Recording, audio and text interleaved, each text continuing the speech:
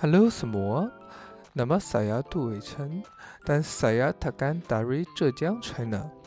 Saya tiba di Malaysia pada September 2025 untuk memulakan pengajian universiti saya. Pengalaman pembelajaran di sini akan berbeza daripada apa yang saya bayangkan.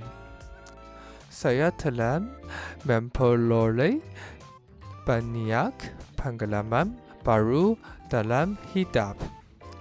Oleh itu, dalam video ini saya akan berkongsi pengalaman saya dengan Adan dalam 3 aspek: kehidupan kampus, adat tempatan, dan aktiviti riadah.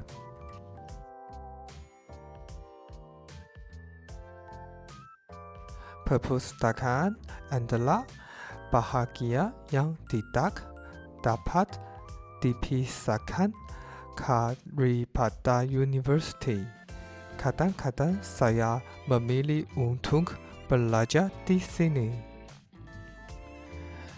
Tempat ini sentiasa penuh sesak, terutamanya apabila peperiksaan semakin hampir. Ini adalah tempat yang hebat untuk belajar dan membaca. Bagaimanapun, saya lebih suka terlibat dalam perbincangan dengan rakan-rakan saya.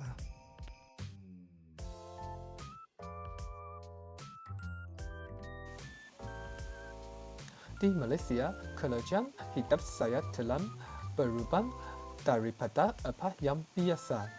Saya dulu suka belajar pada waktu pagi, tetapi sekarang sebaliknya sama sekali. Sekarang sudah lewat pukul 11 malam, namun banyak lampu masih menyala di bangunan asrama. Pada waktu begini, saya sepertinya sudah lama berada di Kaling. Bagaimanapun, saya masih belajar sekarang sedang bersedia untuk pelajaran esok. Saya harap belajar lewat tidak akan menjejaskan kesehatan saya.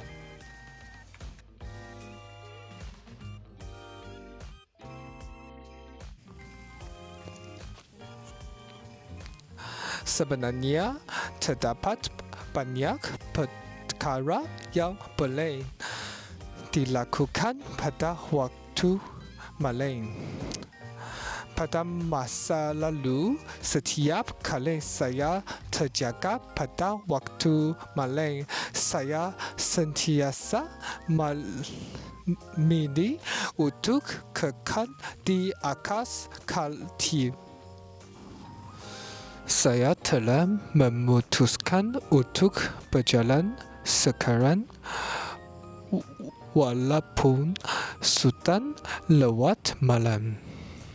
Malam di Malaysia tidak panas, suhunya agak menyenangkan.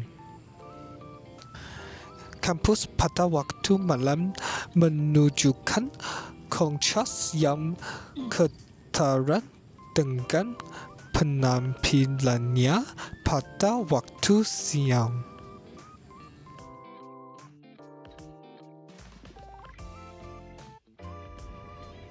Sebenarnya saya dulu selalu bersemangat, tetapi dalam beberapa tahun kebelakang ini saya tidak banyak bersemangat.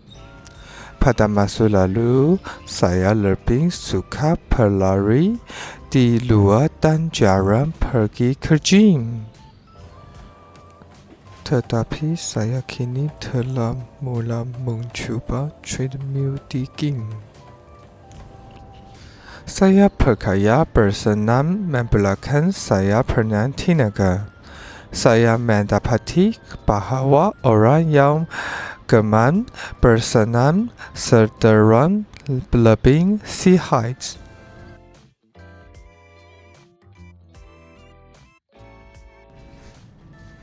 Malaysia adalah sebuah negara dengan kepelbagaian etnik. Satu fakta yang amat ketara dalam masakan negara ini. Kedai-kedai di seberang sekolah adalah contoh utama. Anda boleh menemui gerai mamak yang mewakili komuniti Muslim India. Restoran Cantonese, Starbucks dari Amerika Syarikat, makanan gaya barat yang biasa di Eropah. Pelbagai diet mencerminkan kepelbagaian etnik.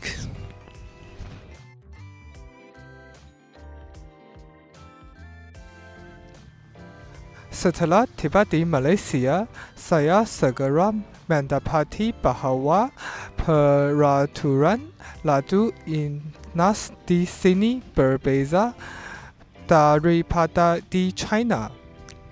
Kendaraan di sini memandu di sebelah kiri jalan, iaitu sebaliknya di China. Jalan raya itu luas, tetapi lintasan pejalan kaki jarang sekali terdapat. Semua orang mesti berhati-hati ekstra apabila menyeberang jalan. Selain itu, di Malaysia, orang cenderung memilih kenderaan sebagai mod pengangkutan mereka. Ini mungkin kerana petrol murah.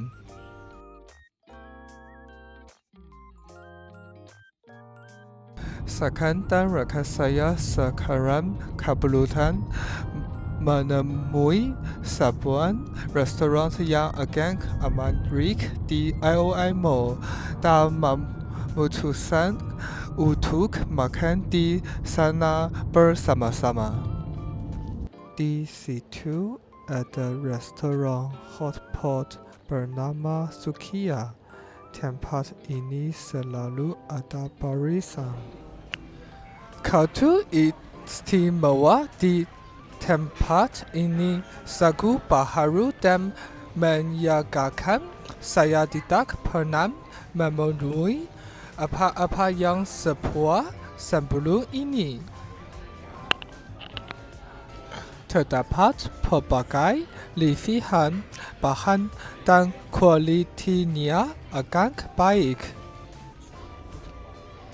Saya rasa tempat ini agak hebat dan pasti akan kembali pada masa akan datang.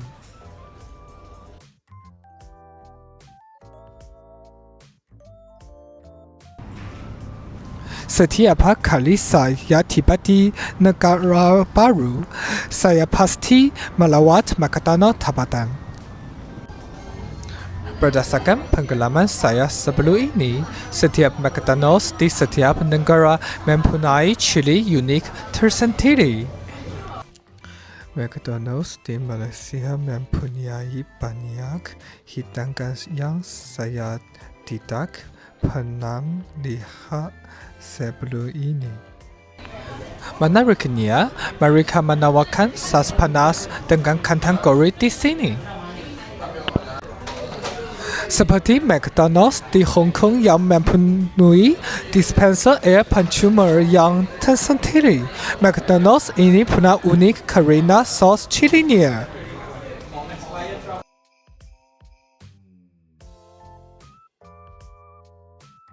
MyDX adalah permainan rentak arcade yang popular di seluruh dunia.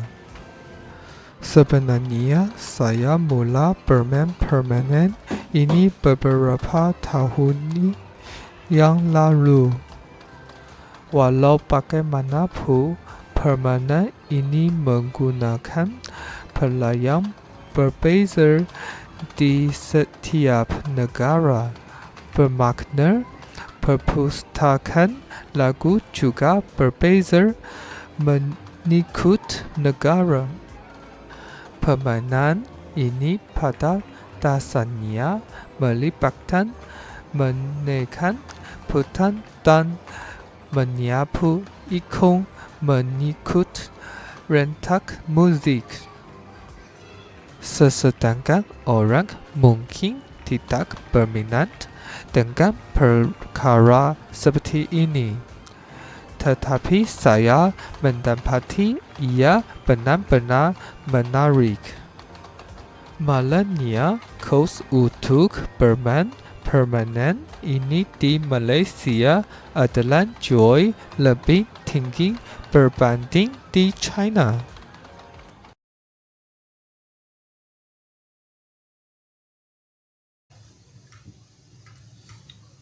Saya mula belajar piano pada usia 7 tahun.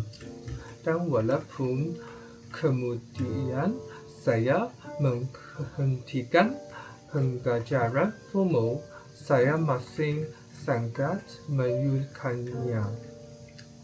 Selepas seharian sibuk belajar, bermain piano membolehkan saya bersentuh.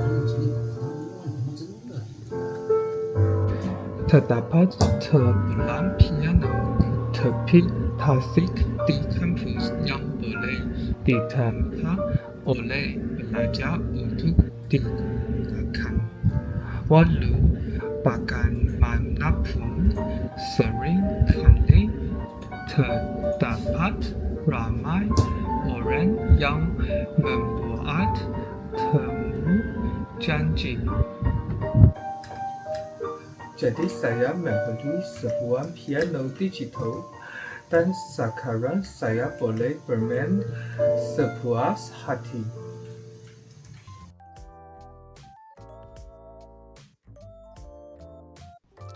Di atas adalah beberapa pengalaman baru saya dalam kehidupan seharian di Malaysia. Sama ada di kampus atau di luar kampus, saya mendapati ini benar-benar hebat.